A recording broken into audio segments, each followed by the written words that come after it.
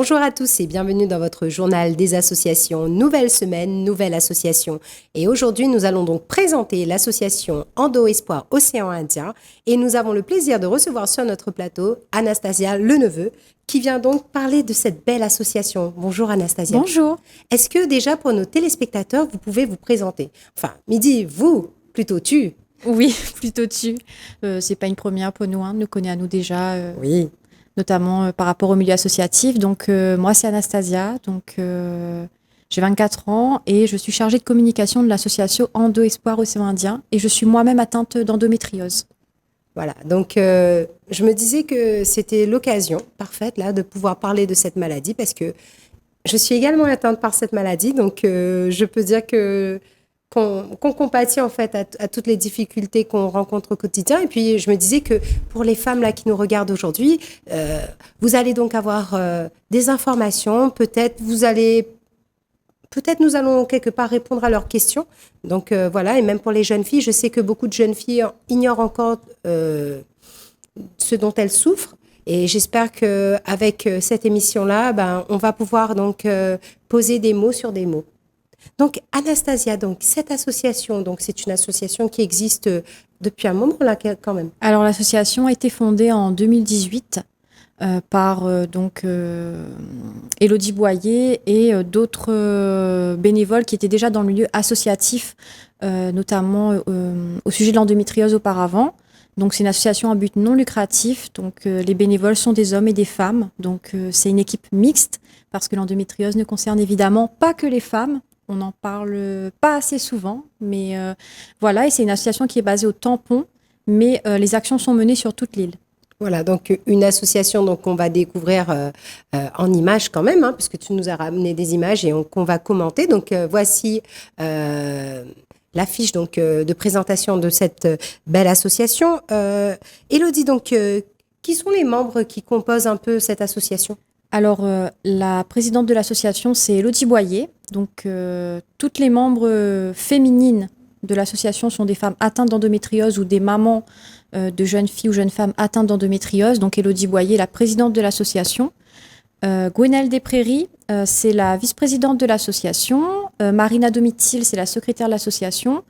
Laurence Posé, c'est la trésorière de l'association. Et moi, je suis la chargée de communication et la secrétaire suppléante de l'association. Voilà, une belle équipe là qu'on voit, donc qui aurait bien aimé être sur notre plateau aujourd'hui, mais effectivement, donc c'est quand même un petit peu difficile de pouvoir réunir tout ce beau monde, mais ce n'est pas grave, donc on leur rend hommage quelque part en parlant d'elles et de leurs actions.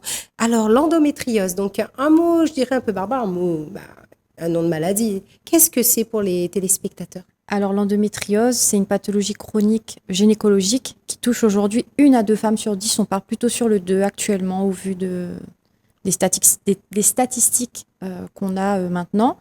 C'est une pathologie qui touche, on va dire, premièrement l'appareil gynécologique, mais pas que. On peut aller sur l'appareil urinaire, on peut aller sur l'appareil digestif. Il y a des femmes qui ont de l'endométriose au niveau pulmonaire et au niveau cerveau et autres. Donc, c'est une pathologie qui s'étend.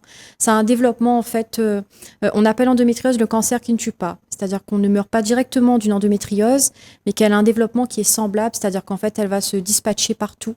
Selon les femmes. Le gros souci étant que chaque endométriose est unique, ce qui fait qu'elle se développe d'une façon différente d'une femme à une autre. Déjà, j'entends que ça peut atteindre les poumons. Déjà, je me dis qu'au niveau de l'utérus, c'est très compliqué. Alors, je ne sais pas comment moi j'aurais réagi. Donc, si ça me touchait l'appareil digestif ou alors les poumons, parce que c'est très compliqué à gérer au quotidien. Mais ça doit être simplement horrible. Je ne sais pas comment ces dames-là font. Et tu nous as aussi ramené quelques visuels, donc un petit rappel donc, pour les téléspectatrices. Donc, l'endométriose donc, se manifeste dès les premières règles. Elle peut se manifester dès les premières règles. Donc, l'idée reçue, c'est que soit les personnes disent qu'on a l'endométriose absolument dès les premières règles, ce qui n'est pas forcément le cas. Il y a des femmes qui vont commencer à ressentir leur endométriose après avoir eu des enfants, par exemple, ou beaucoup plus tard au cours de leur vie. Tout comme il y a des très jeunes filles. J'ai une nièce qui a maintenant 11 ans, qui, dès qu'elle a eu ses premières règles à 9 ans, a commencé à avoir des douleurs. Elle n'est pas diagnostiquée officiellement parce que, évidemment, quand il y a un très jeune âge, les examens pour diagnostiquer une endométriose, c'est difficile. Il faut trouver un praticien qui accepte aussi Je pense d'effectuer effectuer une échographie endovaginale à cet âge-là on n'est pas favorise à recommandé. cet âge-là les examens qui sont non invasifs, mais là encore, il faut, comme pour les adultes, passer par des spécialistes de l'imagerie et ça reste, déjà pour les adultes, ça reste très compliqué. Donc pour des très jeunes filles et très jeunes adolescentes, c'est d'autant plus difficile.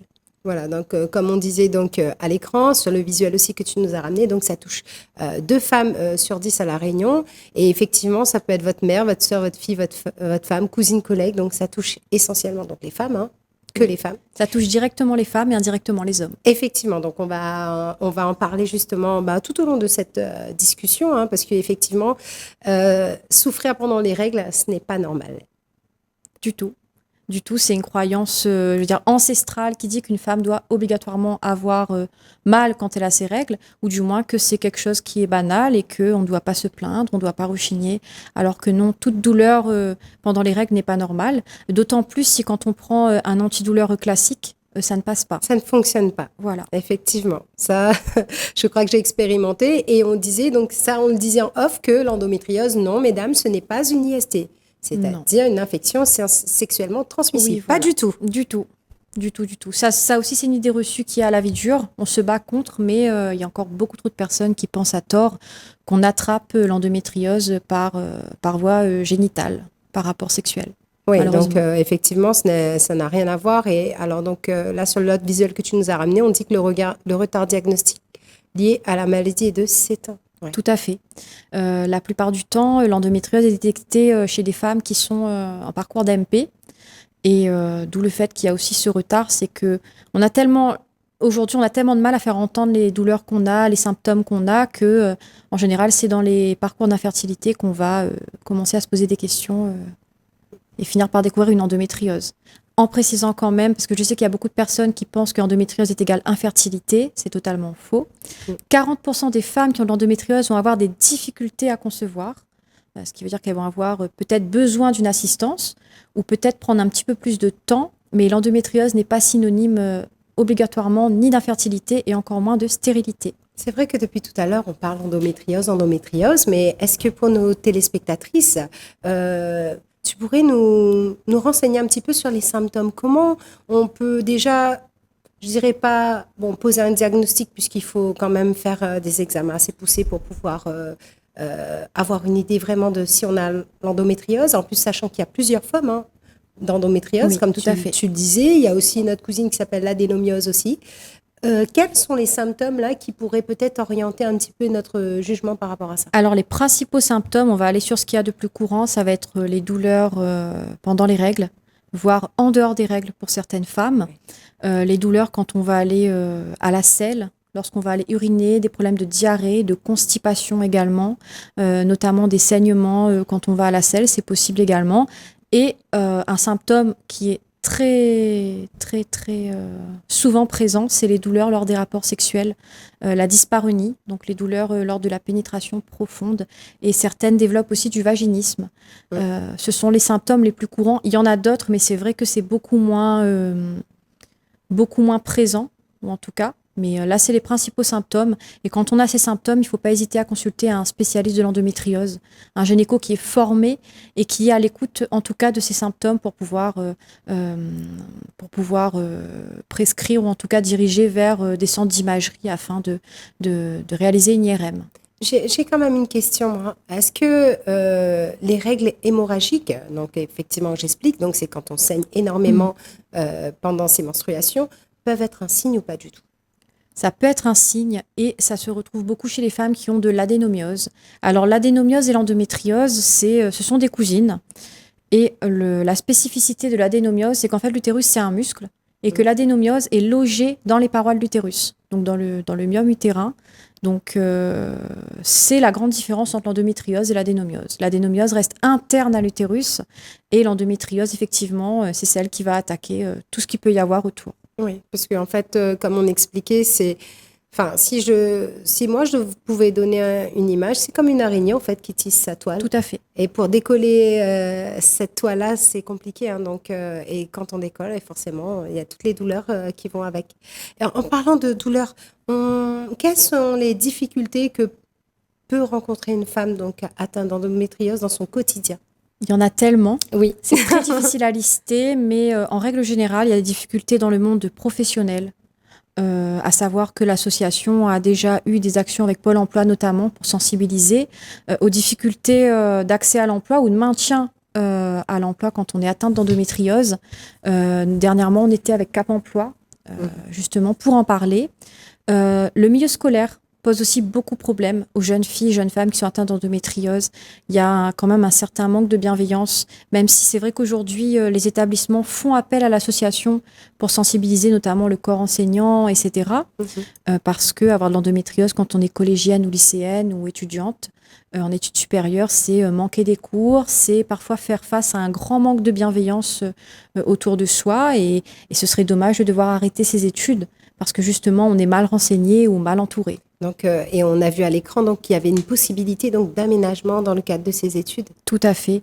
Alors, il faut savoir pour les jeunes filles et jeunes femmes qui sont boursières que la reconnaissance de votre handicap lié à votre endométriose par la MDPH vous donne droit à des années de bourse supplémentaires. Normalement, vous avez un nombre d'années où vous avez le droit d'avoir votre bourse.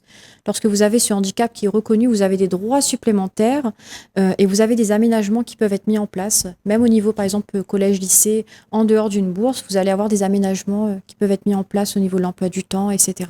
Voilà, donc ça c'est pour les jeunes filles qui font encore des études, mais alors pour les femmes qui travaillent?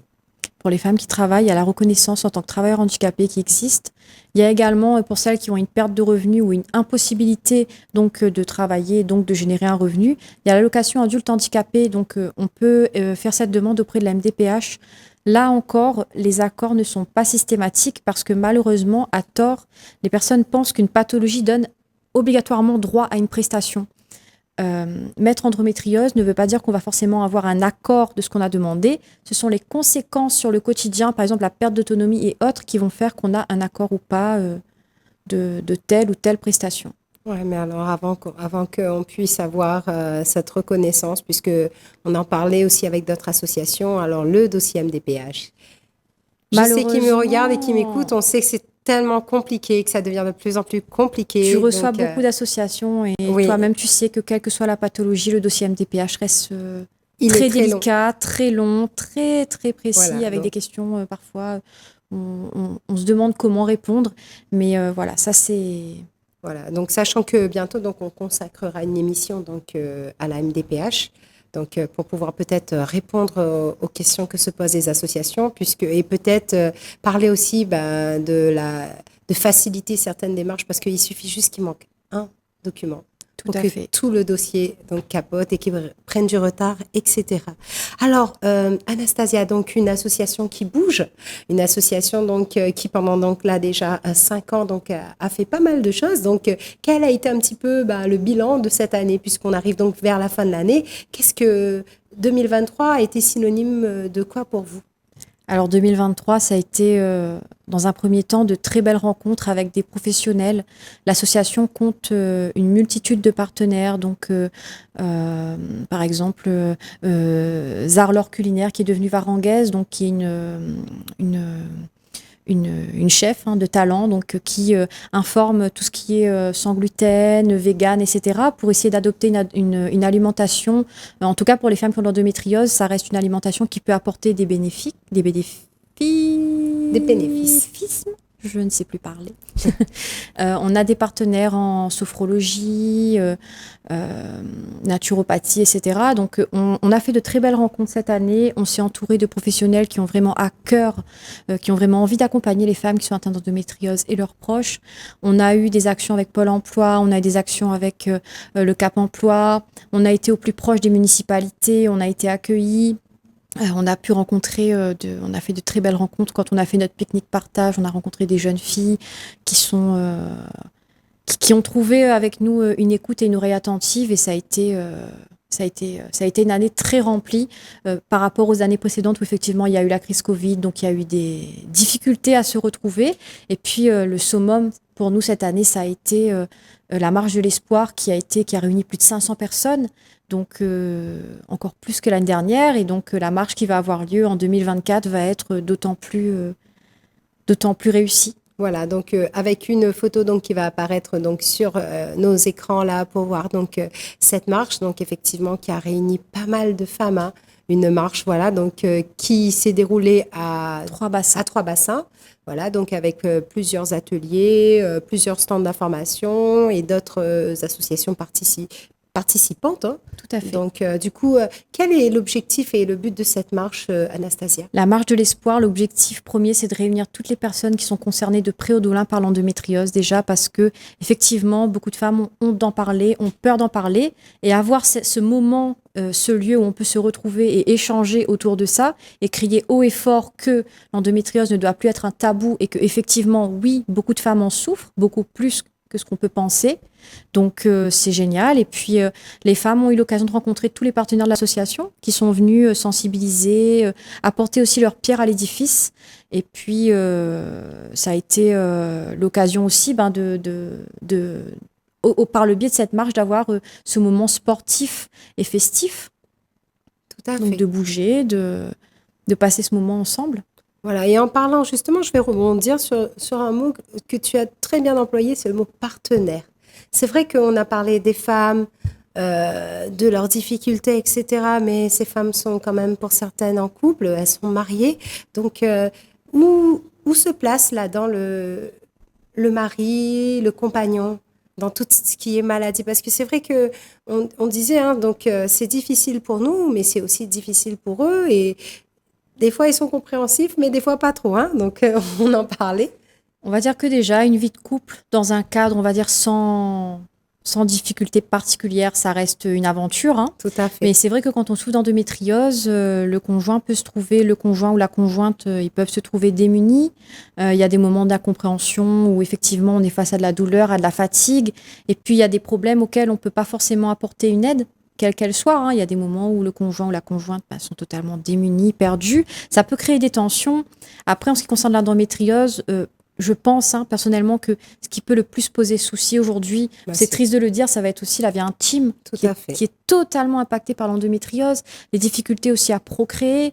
Et puis, il faut dire les choses comme elles sont. Avoir des difficultés à procréer, c'est une chose, mais être mère, gérer un enfant en bas âge ou des enfants en bas âge, c'est pas une mince affaire non plus. Et quand on est déjà diminué et plus fragile, ça reste aussi une aventure. Parce que là encore, on parle de la PMA, mais l'après-PMA, on n'en parle pas beaucoup. Et c'est dommage. C'est vrai que c'est bien de le souligner parce que c'est une période, enfin, c'est vrai que c'est une période où finalement on n'a plus d'accompagnement. C'est-à-dire que on se dit, voilà, elles ont eu un enfant et puis on est laissé, voilà. Et puis c'est vrai que les maris ne se rendent pas compte que on fait des efforts supplémentaires. Des fois, on prend sur nous pour pouvoir gérer au mieux le foyer, les enfants. Et c'est vrai que l'impact sur la vie intime, je pense qu'il est important d'en parler et qu'il ne faut pas que ce soit tabou. Que c'est vrai que il y a des maris qui font preuve de compréhension et d'autres non, hein. Donc, c'est une source de tension. Et puis, il y a aussi ce problème où, justement, les femmes qui veulent encore avoir une activité professionnelle et qui ne peuvent plus, peuvent se retrouver aussi parfois dans une situation, je vais dire, elles n'ont plus de cette autonomie financière qu'elles souhaiteraient avoir. Donc, effectivement, c'est le conjoint qui va parfois être, je vais dire, la personne qui apporte le revenu au sein du foyer. Et là encore, ça peut générer des tensions. Tout à fait. Tout à fait. Mais bon, après, moi, ce que j'ai envie de dire à ces messieurs-là, voilà, il ne faut pas dire à vos dames donc, qui peut-être ne savent pas qu'elles sont atteintes d'endométriose.